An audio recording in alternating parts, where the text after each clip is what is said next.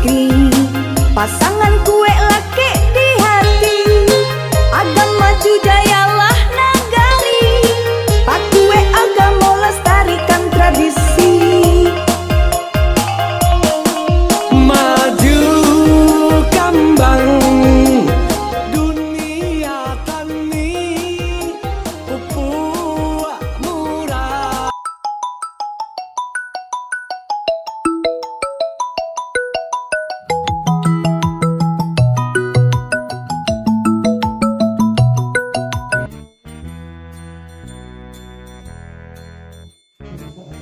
Ya, tanggal 9 Desember lu kini untuk bulan cucu lebih.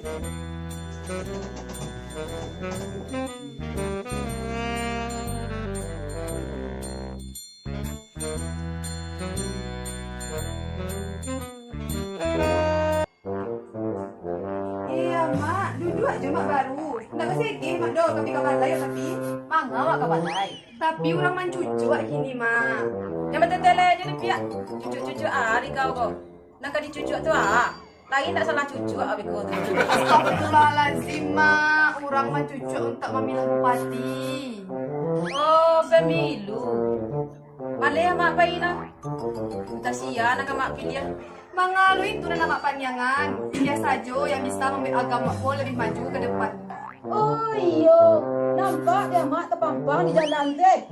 Wari-wari namanya pakai baju batik biru. Onde ama oi, ama denai. Tidak wari-wari do mak, tapi AWRIF nomor urut ampe. Tidak, capek lah baju kita PS tu, minggu 70 TPS. Dan jalan gini, bayi wak kabalai, wak cucu wak nomor ampe, Pak AWRIF. Nah mak, jadi cepatlah, let's go. Let's go, payah lai.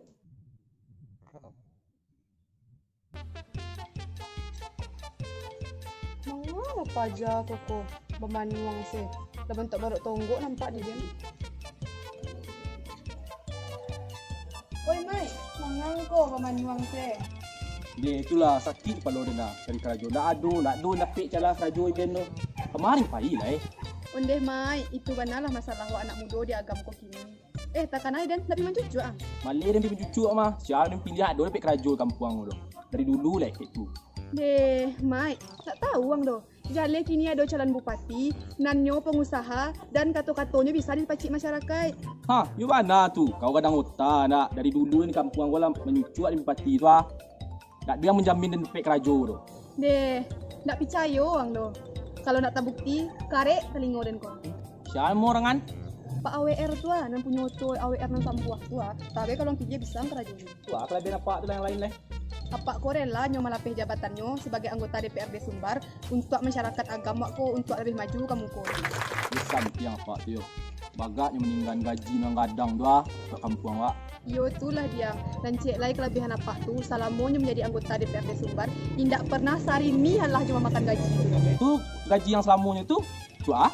Gaji apa tu untuk anak yatim piatu, anak kurang mampu, dan untuk anak berprestasi namun tidak mampu untuk bersekolah tinggi.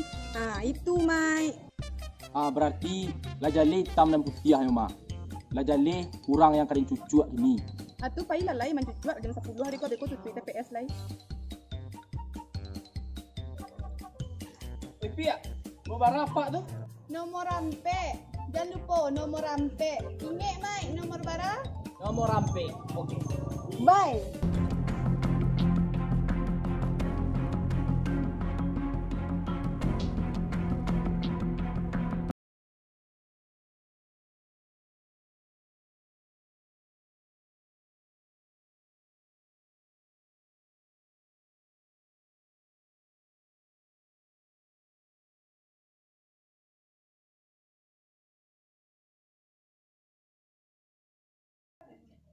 Oh, Mai, lai cucu ada orang pek cakap tu. Lai mak.